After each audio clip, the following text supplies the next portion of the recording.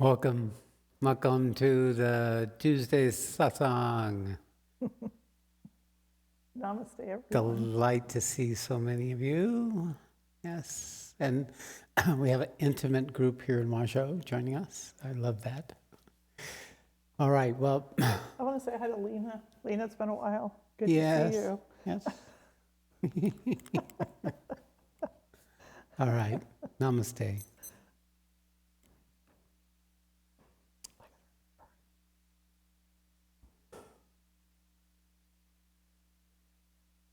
So today I have something that I feel is contextual, but also practical.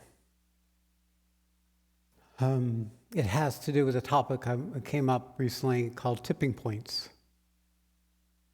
The thing that happens in the course of the spiritual path is that people don't realize how important certain moments are in our ability to transition from one state to another. When we awaken spiritually, we awaken to a purpose beyond our human ego's purpose. We awaken to a possibility. It's an experiential event or an awareness event that gives us a glimmer of a different way of being. And from that, by aligning with that opportunity or that possibility, we begin to open in us something that sets in motion not only the expansion of that opportunity, but also that which is in the way. And in the course of this dimension, because you are a person in space and time and causality, there comes critical junctures, moments where the opportunity is seeking to manifest amidst the resistance and the obstacles and the struggles that inevitably become accelerated when you determinately organize yourself with the opportunity of the unfolding of your own spiritual awakening and awakenings. So these moments occur in space and time. They're usually a coming together of the forces that support and resist our intent. Remember, an intent is fundamental. Intent, you may not even know you're living. An intent is the purposeful organization of this life. That is the fruit of all the lives you've lived. You may not know your intent, as you often in this time of distraction may not know your purpose either. But it is living you, struggling to manifest. It is a moment that when we align with it, we're more alive, we're more connected, we're more true to ourselves, more true in our ability to see where we keep defeating ourselves, where we keep getting overtaken, where we commit ourselves. We consecrate, we concentrate what we make important by making other things less important and that more important. In the course of the human life, if things are too easy, then we don't develop our ability to come to moments of crisis. Rather, we go sideways. We go, instead of meeting the tipping points, we divert ourselves. We either go into denial or bypass or strategies that make us feel better, and we don't know that these tipping points are here and what they mean. So contextually, understanding that in space and time, as a human being or a spiritual being, there are moments in time, a day, an hour, a month, a year or more, where you are in a transitional zone.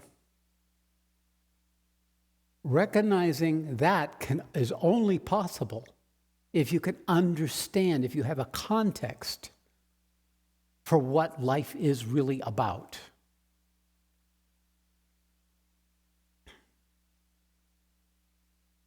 So tipping points are really times of struggle and crisis where you feel overtaken or diminished, depressed, despair, exhausted.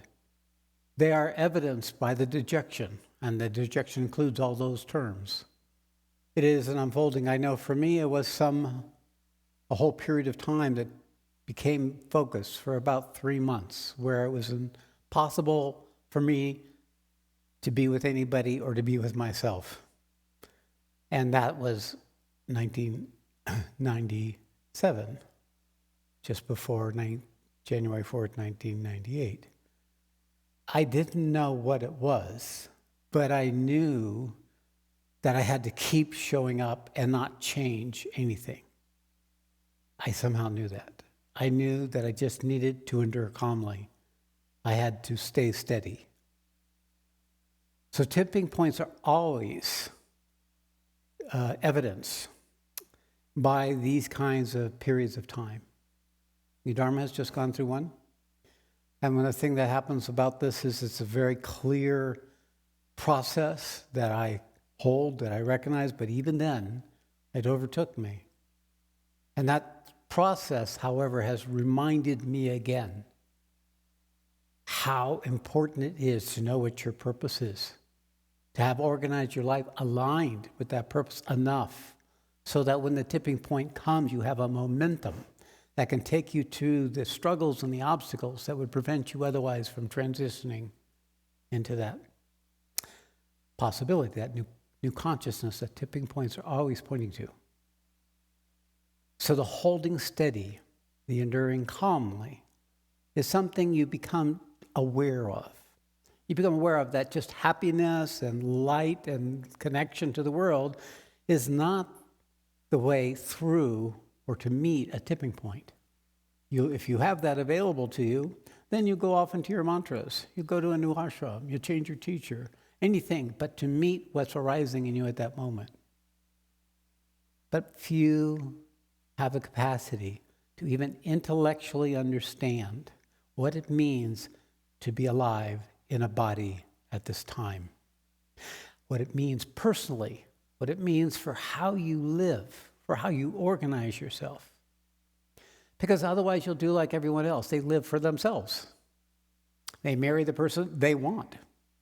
They expect the person to give them what they want. They expect the world, when they do things, to give them what they want.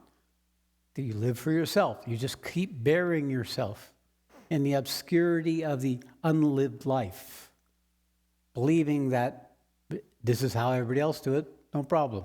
I'm happy, I'll stay happy, nobody bother me. Nothing should bother me. I'll take a medication if it gets uncomfortable. I'll drink a little more. I'll go find a girlfriend or a boyfriend. No. See, the invitation of my work is to invite you to know the truth of yourself, to know the purpose of your existence, and to make a determinate resolve to come into a new relationship than the self-serving one. You'll never find happiness. You'll have cycles of happiness, and then the consequence, and then the suffering, and then consequence, happiness. It happens inevitably in nature, but you will waste your whole life going through that cycle. It doesn't break out of the cycle. It simply is a different version of a cycle. You go in and into your darkness, or you come out into a period of expansion, and then you're pulled back into your darkness, and then another period of expansion, and that's the ocean of samsara. As the waves come and they take you up and they take you down. So the recognition of the fact that your life matters is foundational to your ability to traverse this territory. That you matter. That the decisions you make matter. And that the consequences of your choices is a evolutionary learning of how much you matter and the difference you make for good or for ill. If you can be aware of your purpose. Otherwise, you'll just do what everybody else do. Blames everybody else, projects onto other people, whatever it is that they haven't yet met. It's inevitable. In this context, very, very few can know the purpose of their lives and live aligned with that. Sometimes necessity handles it. You're in war. You're in deprivation. You can't breathe the air because California is burning. These are things that we rise up and they put us in touch with an uncomfortable relationship with existence because we have not yet met something, seen something. So what happens when we're intervening in our lives, intervening in the natural karmic cycles of existence, Sattva, Rajas, and Tamas, is we start creating new possibilities for ourselves. When you challenge yourself, and you can stay steady with that challenge, you develop qualities you didn't have before the challenge. This is in the human life, and it's the same in the spiritual life. A lot of people think the spiritual path is an escape hatch, or a back door to get out of responsibility for being alive and being on this planet in this time. Sorry, not so easy. How to organize our lives purposefully is the most satisfying and meaningful life to live.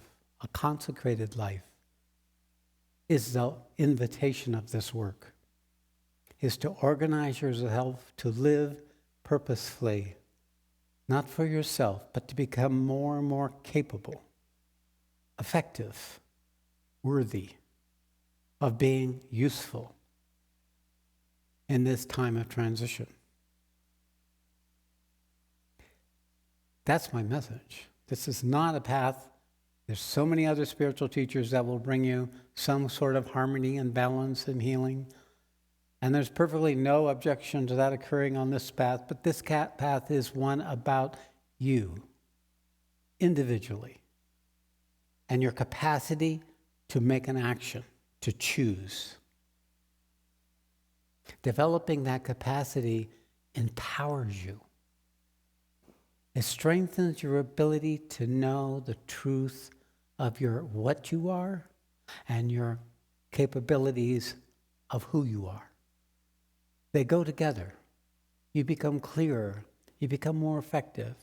You become more capable of handling things other people couldn't handle. You learn to hold more rather than have to have it a certain way. You break out of the box of yourself and how you should be, or you think you should be, or how you want it. And you start discovering possibilities for being that in the process awakens in you your own sense of your magnificence, of the truth of the what's sacred within you, what the possibility of life is, and that you're here for it. And then everything like depression and dejection and despair are passing clouds in a movement towards that greater possibility of knowing yourself. But in the process, it's you knowing yourself as you serve greater and greater others, as you become more capable. Then that gives you the strength so that even when all the forces can overtake what's left in your system or the current cycle, guna cycle you're in, and you feel incapable or defeated or diminished, can't stop the momentum of the unfolding of that particular transitional point. So for me, this came forward recently, like the last week. And it was fierce. It's still fierce. I was shocked. All the barriers I had about making sure people were okay fell away. And it wasn't something I did. It was an intervention, like a new personality. But it was me. But it came forward in the autonomy of itself, but also in the recognition of what was happening.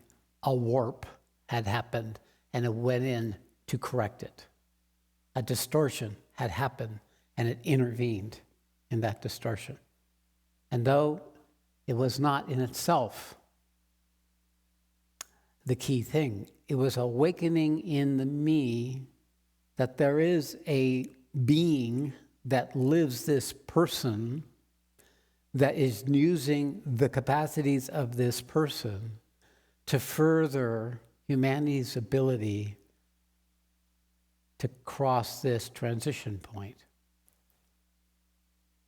So I'm back in touch with that fundamental foundational structure that I have been working all my life since I started this work, especially to bring into existence for the world. Everything I do is so that you can understand, that you can learn, and you can practice how to open yourself up to this huge interventional force, this intervening energy that's now here available to the planet, so that you can be an instrument and channel for it. All the programs, all the structures, our new Dharma is an opportunity for you to grow in your own ability to be and hold steady with a purpose that's greater than yourself. Everything we do is some degree of self-serving. Everything that we calculate, even spiritually, is some degree of self-serving. That's not wrong. That gets the ego in collaboration. We need to take into account the person of us, because it is a difficult path, because it asks more of you than what nature would ask of you, what the normal course of human life would ask of you if you weren't in war or disaster or something else. And it's something then you choose. Why would you choose such a thing? What in you would call you to step up that way? This is not unique to spiritual beings, but that we all have to be in touch with our aspiration, our longing. Now, where does that come from? It doesn't come from this understanding I'm communicating today. It's not coming from this description of the context. It's coming from your heart, your gut, your body. You could call it love. You could call it strength. You could call it determination. Somebody was saying, "You must be angry at me." I said, it's not anger. It's fierce love. How few can really take the ferocity of the Mahananda? You won't see it as love. You'll see it as an insult, as an intervention, as something you don't want to be with.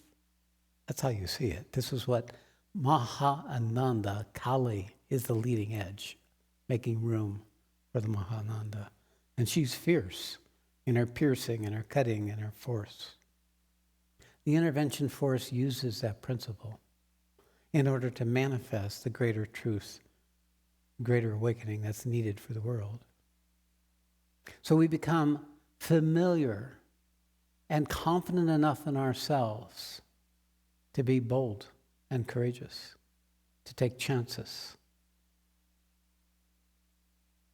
to participate, to commit, to be willing to discover that which you do not know and that which you do not want to know.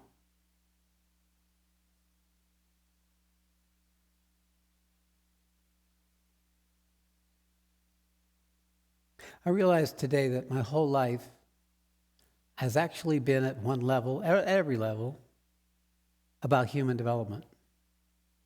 It's about developing the capacity of what we are innately. I was reading a work by a man called Peter Drucker, who has worked with nonprofits. And his whole work was about human development. If you look at what that would mean is, why would I be interested in human development? Well, one, it had to be the recognition that I was undeveloped, that I needed to develop, but also in the possibility that unfolded when I began to engage in self-improvement, engaged in applying effort to manage my nature, to choose things that would be challenged, to stay with things that were difficult, and to keep evolving as a person. But it's also because at some stage it became about how to be more useful. So that every person that worked for me, it wasn't just their ability to do the work, which I wanted to see them grow in. It's their capacity to be a person, to show up, to stay with it, to hang in there when the times were tough. What that did is it gave me a quality to inspire, because they could recognize that I was here for them, not just to make money or to profit. Some people don't see my agenda. They don't know what's behind it, so they project on me ideas of what they might think would be my agenda. But no, I'm here for you. That's the only reason I continue to do this work. It's the only reason I teach. The only reason I'm here for your development. I'm here for the development of not just you, but humanity, to open up to the innate potential they carry. Peter Drucker in this book was interviewing a man who says, my basic premise is every person I work with is in the likeness of God. And my job is to empower them to know their own connection with that principle. And this was an international human development nonprofit. This is not strange. This not only comes when you're awakened. It comes when someone is called to serve the world, not only themselves, to be useful.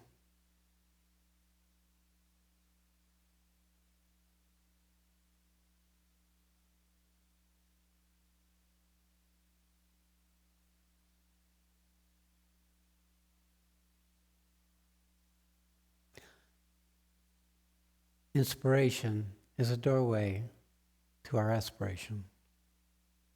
Our aspiration is a doorway to our longing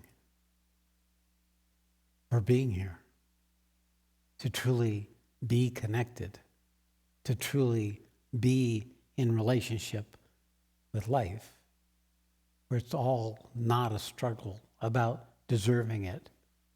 Them deserving you, or you deserving them, or you being not worthy, or you not being capable. All these things that keep us in our diminished condition.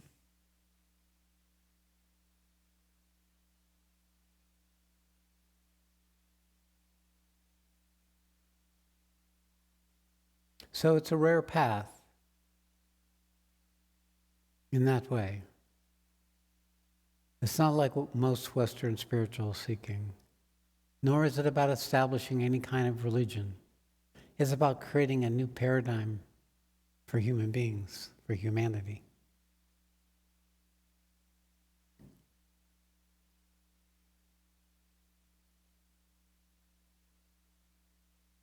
And what you do with this, it's up to you.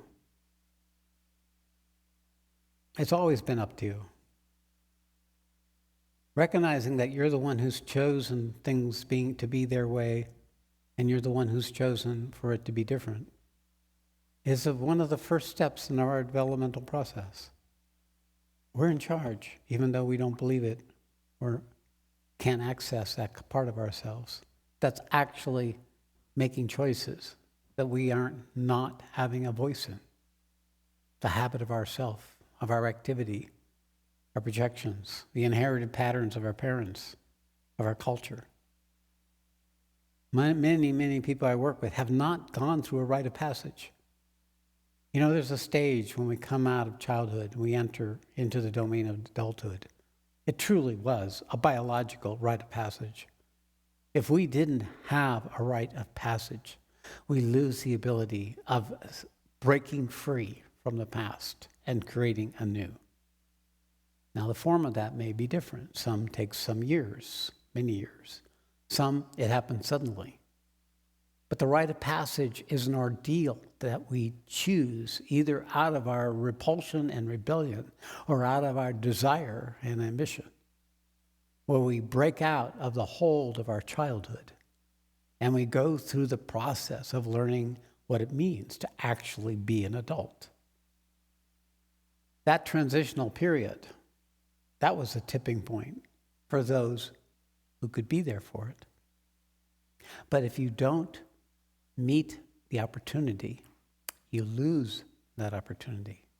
If you don't choose in the moment of peril, in the moment of crisis, you weaken your ability to know yourself. Now, all those who have not gone through that rite of passage, then they carry that incompletion as they go into their adulthood. It disempowers your ability to break free of the past and to create the future. But you can find through other techniques and methods, including your own spiritual awakening, to recreate those moments for yourself, to challenge yourself to break free of the past and then re-choose the future. And we just did this in New Dharma. All around me, people are breaking free of whatever New Dharma was before and choosing whatever their role with it will be in the future. So we have just gone through a tipping point. I can feel it. I can see it. I can taste it. So something of the work has just succeeded. What its form of it is yet to be seen exactly, but I do know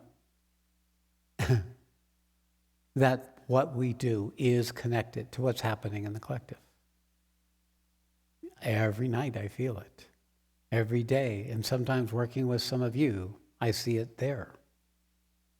The lies and distortions and the assurances and the arrogance and the judgments and the projections. But if I don't have permission, I have no power to intervene, and therefore there's nothing for me to do. I have to just hold the space for the transition that's being asked to be done. Not to choose any other action than what action is required to hold steady. Because I do it for this organization, but I also am doing this for you.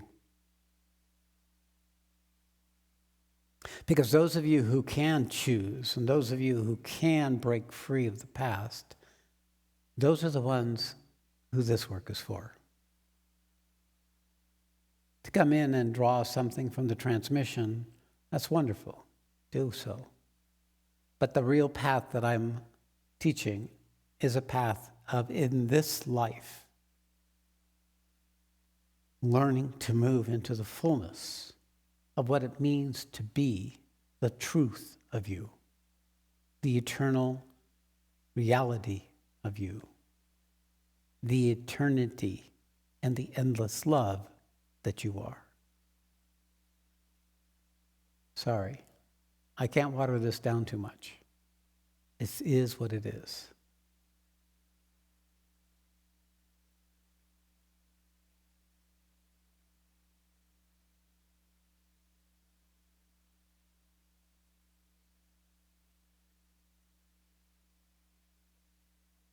We start by learning to be silent and still. We start by feeling the sense of purpose.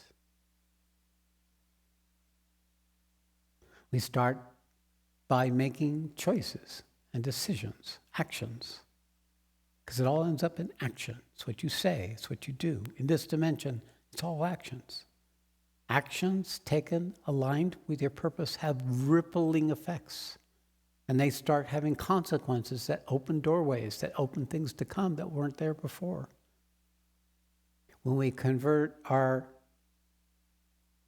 inspiration, our aspiration, our longing, our knowings into action, we start creating life anew.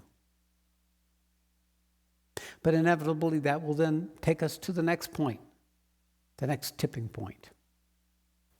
What's the nature of a tipping point? It's an irrevocable change. It's an irrevocable transition. Where what was before is no longer the major principle, but what is coming is the major principle. The iceberg in Antarctica, the one that was grounded to the earth in the bed of the ocean, that was holding all the other icebergs back, is collapsing. The tipping point is when that iceberg moves, all the others will come. Tipping points are irrevocable moments in the domain of karma, where the evolutionary purpose is casting the previous into the new, ready or not. We're in that tipping point. We're hoovering. Maybe it's already happened. Certainly in certain areas it's already happened. As a world, as a planet. I believe every human being feels this at some subterranean level of their experience. And they're going into their primitive nature or their higher nature accordingly. There is now a threat that is we can't turn away from. That's growing. I thought I'd be through the worst of it by 2050. I'd be out of here. It's going to be by 2010. I mean, it's like 2010, it's already here. We've been here for 12 years. We're doomed. So a tipping point has happened. And what I do believe is happening is the reason it's happening is because the role of our human lives, of humanity, may be coming to some kind of closure. And therefore, all of you who came to this world at this time have come because you wish to be part of this, or you wish to see what you could do during this transition, because who knows what the other side of this is. It's still in the process. It's a very big ship. It's a very big tipping point.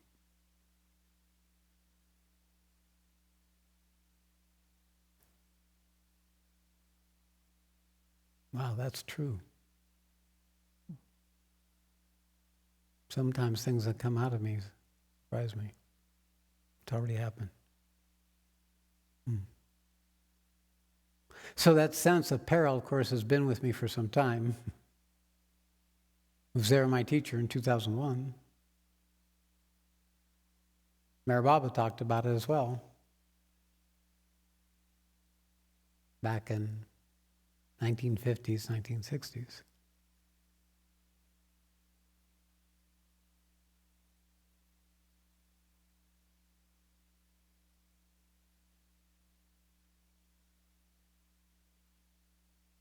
What does it mean to be in silence and stillness? What does it mean to be stopped? What arises in that moment where you are just that? You're the timelessness. You're that which is beyond cause and effect. You are that which is the presence for whatever is arising. Then, if this is the end of times, or if this is the beginning of times, it makes no difference.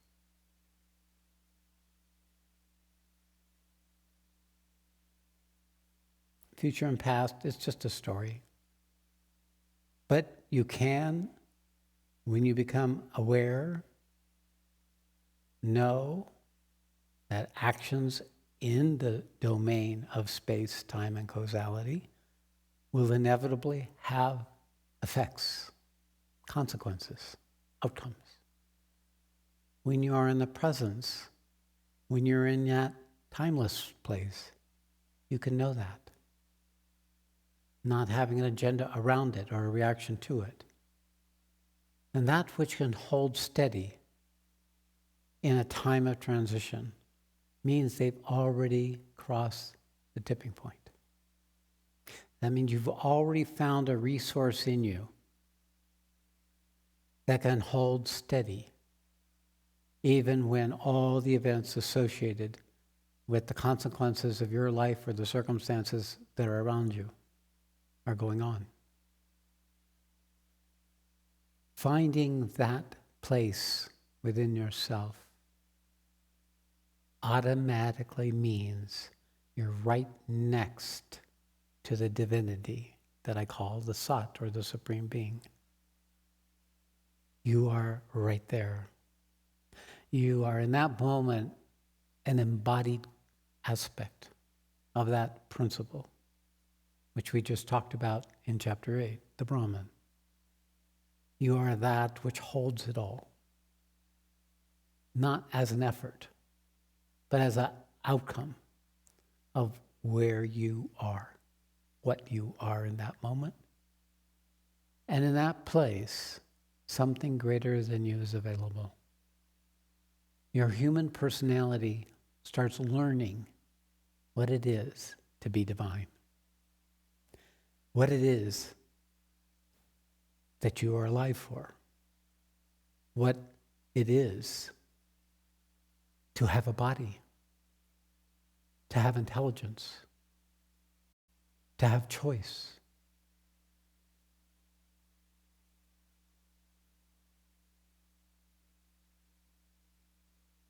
No aspiration is needed in that moment. No inspiration is needed in that moment.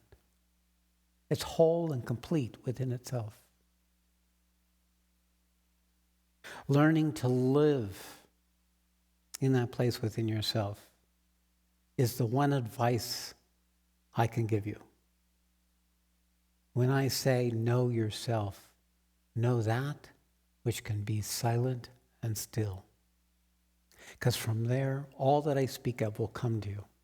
Your capacities to choose, your capacity to own the consequences of what may be arising around you, your ability to hold the shit and the defeat and the overtaking, the overwhelm, that inevitably happens.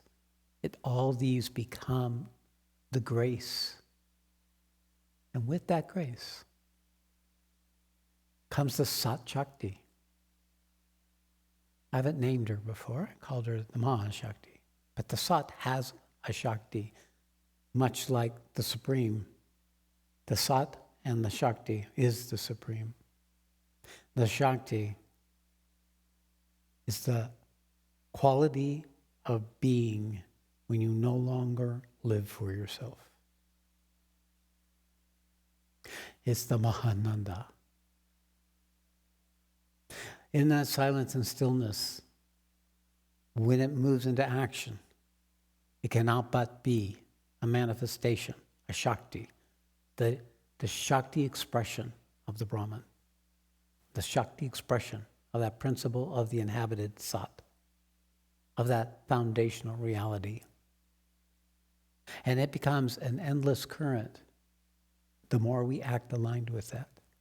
It becomes a current within ourselves that can be felt. It can bring us states of bliss, states of intense force, of intense ananda. It can set in motion transformation, where the very cells of your body start singing at a new frequency. It can expand your awareness out of the box that it's habituated to.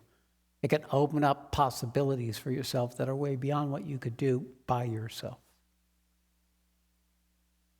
This is what it means to be alive at these times. That it's not just waiting for us, it's hammering on us, telling us to wake up. It's not just something like hundreds of years ago you had to pray for at the top of mountains and get rid of everything in order to be able to receive a glimmer of it. Now, the second you open to it, it starts coming in. We've never lived in such a time. Because of it, it's a time of peril. And in this context, these centuries that are before us that will still have to be endured and lessons learned from, bring with it a power of transformation.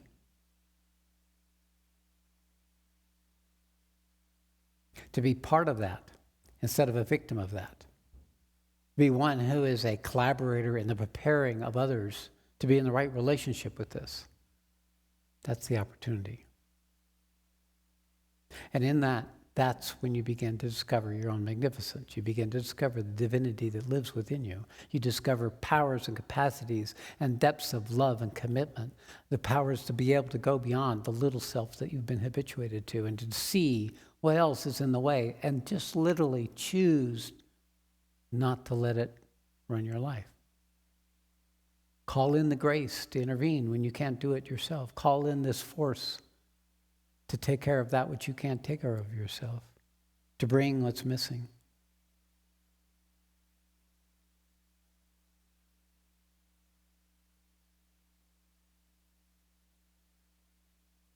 We can't do this by ourselves. Our little ego, our little personality is not going to be big enough by itself. It has to tap into a current of becoming. It has to call forth the divine forces that are here on the planet.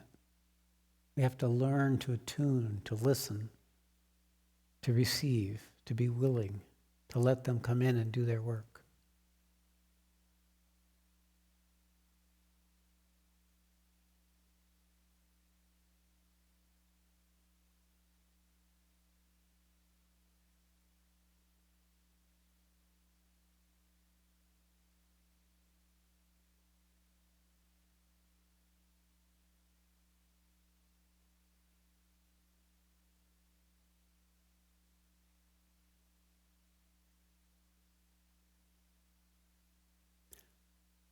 All right.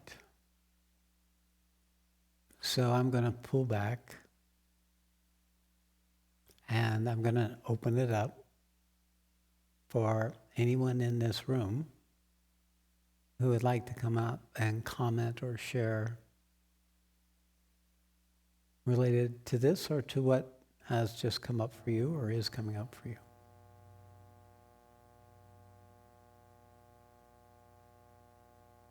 We have to step it down. We have to translate this. We have to make it something relatable. Maybe I should ask you, Joanne. Yeah. Forget it. No, what do you want to ask me? Well, to come forward. I'm right here. All right. So, in response to what you were talking about? Yeah. Well, I always, so we all, this year has been a huge transition for us personally and for us as an organization for New Dharma. And when Sat Shree just started talking about it as a tipping point, I have to look to myself personally to really be able to relate to this. That this year for me was a tipping point. It gave me the opportunity to actually step out of New Dharma, which is what I've been wanting to do for a while, and to let other people come forward, which is really exciting to see that possibility. But it also opened up another possibility for me to move outside of New Dharma and to really let what needed to come next come forward. And I say that has to happen. I mean, that's what happens in a tipping point. If you make it through the tipping point, that's the challenge, is to make it through the tipping point. Because in that tipping point, everything, not everything, but those things that need to be met are ready to be met. The really juicy, nasty stuff we don't like to look at. If you can allow that process to happen and not reject it or get repulsed by it, it's hard not to sometimes. But to be able to just allow that process to happen, knowing that there is a light at the end of the tunnel. And that's just the key thing. And I think that's where the importance of the Sangha, the community that we have, is really important, because it can be there to assist you. Or there, if you have someone you can speak with. But it's also using all the teachings that Sat Shree's been teaching all these years. And I look at who's online, and some of you have been around for a long time. So it's like, it's there. All the information is there to make it through. But if it gets really tough, then you find someone who can work with you and help you through it. But it's like, I think the challenge for me was, don't get caught up in my story about what's going on for me. And once I realized, okay, just don't get caught up in the story, just allow. I just had to keep going in and just being with everything that showed up. And at some point, it just cleared. It was like this huge opening for me. And what came out of that was this sense of inner joy that is, for me, indescribable. It's like knowing that all the compensating structures are still here. They haven't gone away, and they never will go away. I mean, even the whole purpose of the path is not to necessarily get rid of things, but it's to be a choice about what you're choosing, what needs to be important in your life, and where you're going to go with it. So the recognition that it's all there, but also the recognition that, as a child, I was awake. And then I went into the world and got shut down just to survive, just to do the things that you have to do. But guys, I'm going to be 70 on October 2nd. I'm very happy to share that. I have gone through my journey of life. I've, had a career, I made money, I raised a daughter, I raised a husband. I was, came into this whole process. I was a co-founder of New Dharma. I will always be the co-founder of New Dharma. I realized there will never be an ex-co-founder. I am going to be the co-founder. And that was perfect. But then at some point, it was like, it's no longer satisfying. It's like, I did that. I did the things I had to do. And now I get to go back and pick up from that little girl who was an artist, who loved music, who loved dance. And I get to pick that up and go forward with that in my life. And that's what I'm excited about. So that's what the tipping point gave me. It showed me, it allowed me to say, something's complete here. And that is okay, because it's an opportunity for so many other people. This is a very precious thing that we're all doing, having a teacher that you can actually see and actually come visit, many things that a lot of teachers don't have, and to move on to the next stage of my life. So I call it embracing inner joy, and that's the experience I'm having with it. So thanks for the opportunity to share that. Glad you took advantage of it. See, there's life after 70. Yes. Yay. We're going on to another career or something. Who knows what will happen? Yeah. We'll see. I'll let you know. Okay. And she's right. She taught me how to be a husband. And then I had to learn to be the wife of a spiritual teacher and then a co-founder. So many different levels to this. So. But actually, yeah. Come forward. Come on up. While you're, I just want to say the most important thing for me, the most joyful thing, is all of you and all the relationships and the friendships I've made over these years. I will still be sitting here, and I know I'll see many of you, but this is what it's all about. So thank you. Okay, now it's Siddhartha.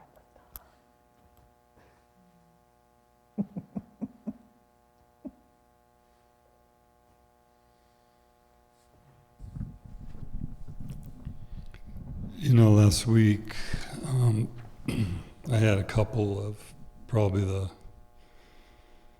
most challenging days I've had. Ah, glad to hear. Yeah, me too. I mean, it doesn't really matter. And I'm so fortunate because I don't have a lot of story around it. Yeah. I have plenty of story when I'm feeling good, but and I'll describe it, I felt like my body was a microcosm of the macro, and everywhere in it was swirling just this mucky tar, bottom of the most polluted lake in the world, just ugh. But what was really interesting was my heart was separate from it. There was some kind of radiance, there was some kind of holding, like it was holding all this that was swirling around. It was like everything was aggregating around it. And I'm not sure that I'd had that experience before. Well, the 8th chapter is take the head, put it in the heart, put the breath in the head. The heart's the key. The heart is the access point. The head is the problem. When we can meet the heart and it can teach the head, then the heart rolls. Otherwise, the head's teaching or controlling the heart. So it's, this is probably the greatest lesson of your life. Even though all along your heart lived you. The stories of your head and the things and the judgments and the evaluations and the opinions and the standards and all that were preventing the fullness of your ability to know what was there in your heart. So, you've joined me in the process, because that's what it feels like for me. At least every third day is just my whole body is a mess as it's trying to absorb the collective poison. So, and then I come out and I feel stronger than ever. I go through tipping points at least 3 or 4 times a week.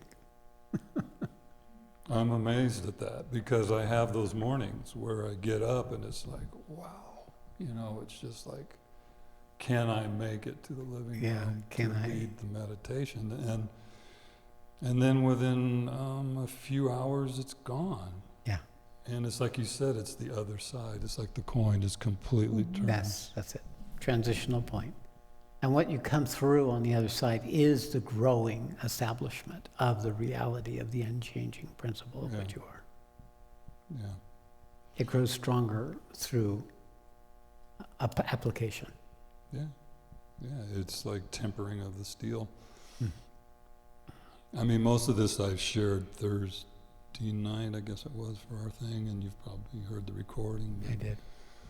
Yeah, that was significant, what you shared, and that must have been at the Thursday community meeting we had of taking it to the heart. I've been doing nothing but that practice from chapter 8, actually. It's a good practice, everyone. When it becomes too much up here, put it here. Last night I was going to go to sleep, and then I just didn't really feel like sleeping, so I sat up and I meditated till midnight or something, and it really disrupted my whole night after that. It was like I thought, I'd just drift off now, and it was like, oh my God. You bring in all that energy. Yeah, the psychic play in the so-called dreams and stuff. Subtle domains. They're not dreams. Yeah. No, I know it's not dreams. It's too real. There's becoming too much actual eye contact and stuff. Yep. So you learn. You do have to be a little bit careful at times. Yep. And taking on too much. Yep. Well, the body is usually the one that draws the line, but if you have a choice, when you learn, you can back off. And what you do is you wake yourself up. Yeah, you wake yourself up, because waking consciousness has most of your attention. It has this physical awake state, has where you are most in your authority in this dimension. So when you get yourself overtaken by the subtle plane stuff, the woozy crazies that go on, when you wake up in your body, it can be that'll bring you into a greater authority. And then even though there might be some lingering stuff going on, you're uncomfortable. You just endure it calmly. The nature of the force, once it establishes itself in you, it does the work. You actually at some point can just let it do the work, but interimly you have to go through the fire and the turbulence and the sickness and the symptoms that come as the body learns how to grow in its capacity to meet the darkness. Because we all have our match for what's going on in the collective. That's how we can be effective. By processing it within ourselves, we expand the ability in the collective to process that. Because it can't do it by itself. So the heart's what gives us the capacity. There we go. Big heart. You're getting ready for a name, my friend. for a name other than what you have. Yeah. Yeah, I just learned this one. Yeah, well, it's sort of. Yeah, well, it could be. All right. Very good. Thank you. Namaste. All right, Caroline, and then Lawrence, if we have time. Yeah, we'll just make time.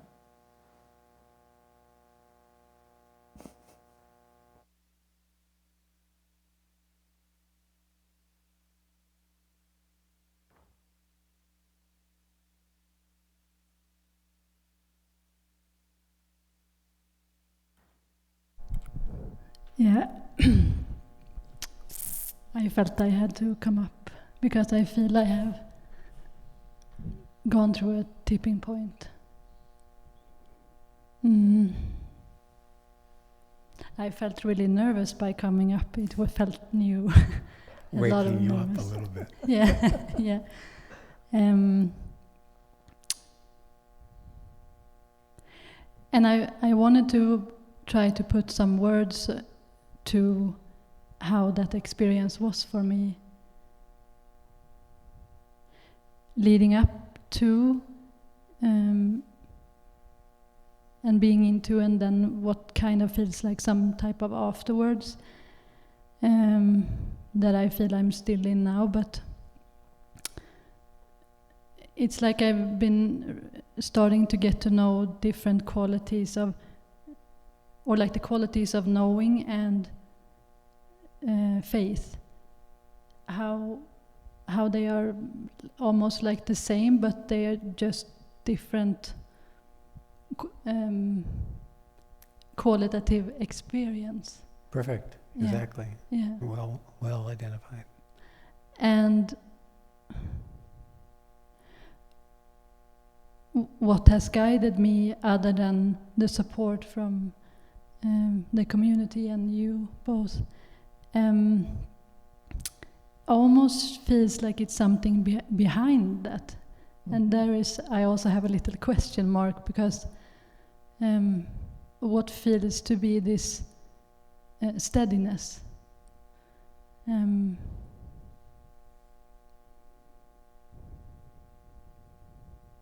Because it isn't a direct knowing, and it isn't the faith. It's something just totally steady that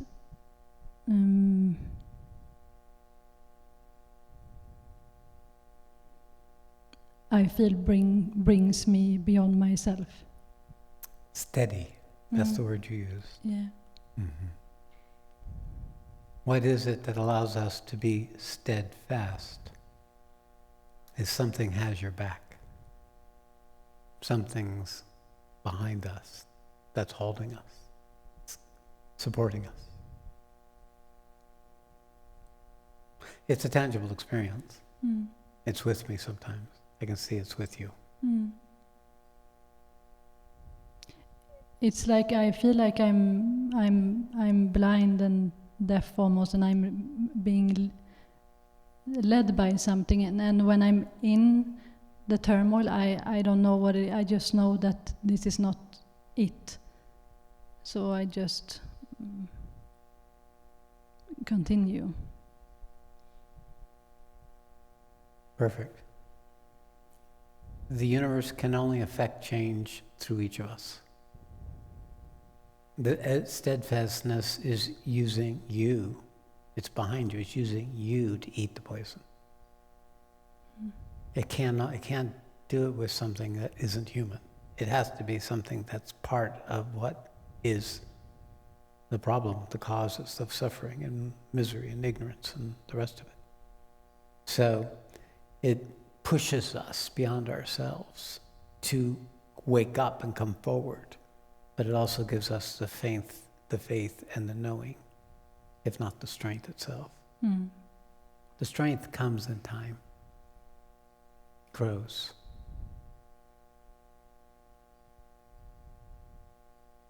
Anything else?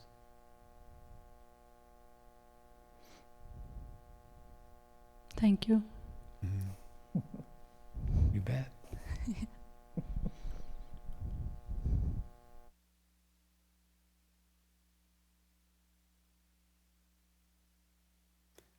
Okay, Lawrence, and then you'll be, that'll be it.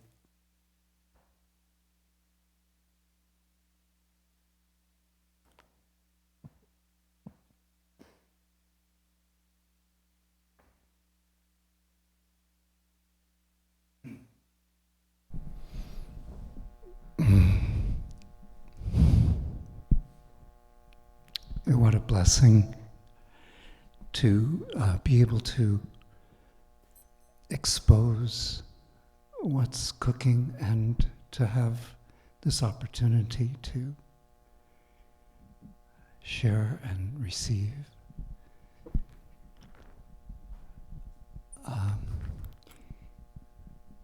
I'm sitting in an amazing, intense, exquisite burn.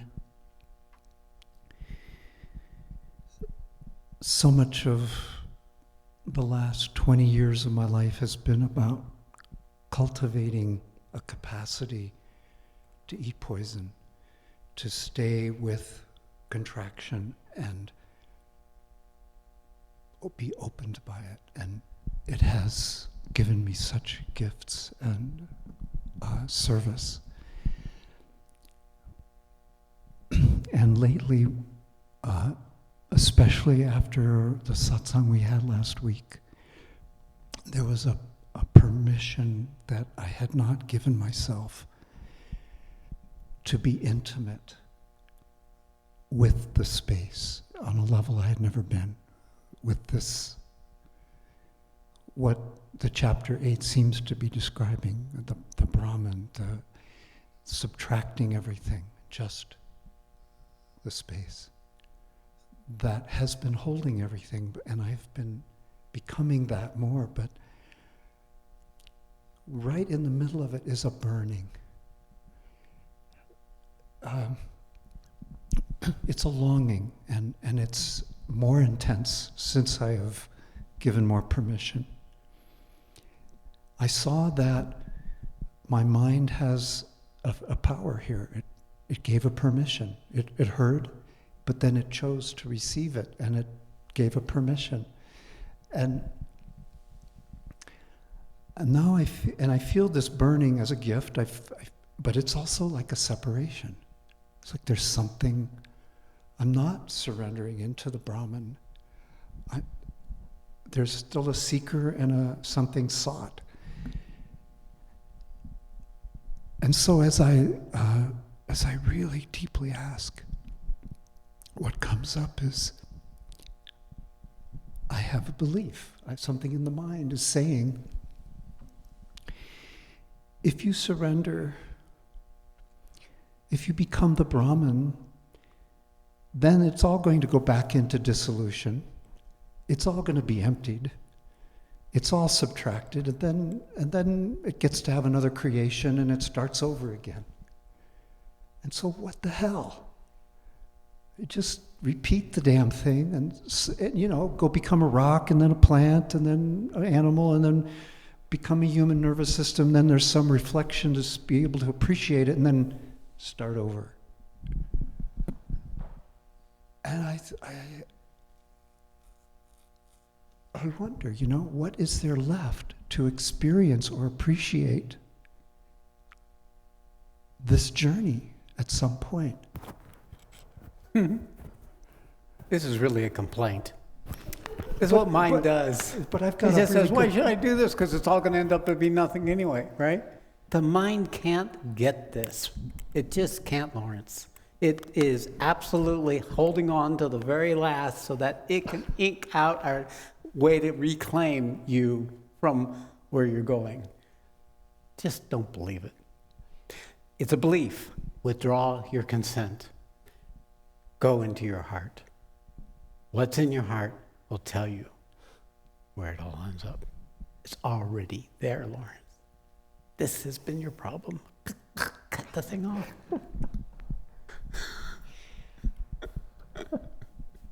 I guess I'm pretty proud of such a great question. The wiliness of an ego, right? I mean, I know I'm fucked. I know that. Well, that's a good place to start from. I think you're on the path now. You're really there. Congratulations. Can you give me any sort of... Put it all in your heart. Put it all in your heart. Put it all in your heart. Your heart's capable. Your heart's growing. Let that be first. And then enjoy the complaining and the things that go on, but don't give it any power over what's living you in its purpose. Yeah, that's why you're here. You know that. We're just taking the reins out of this up here and we're putting it here. And it's going to ride this horse. Okay? Good. Thank you. Thank you for such a wonderful, deep sharing. Yeah, put it down on that. Yeah, okay. Okay. All right. There you go.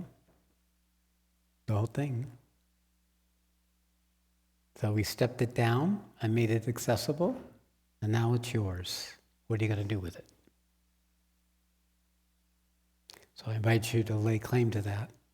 Feel what might be going on for you right now. Your ego could be up and reared up and activated and whatever. Just hold it all in your body.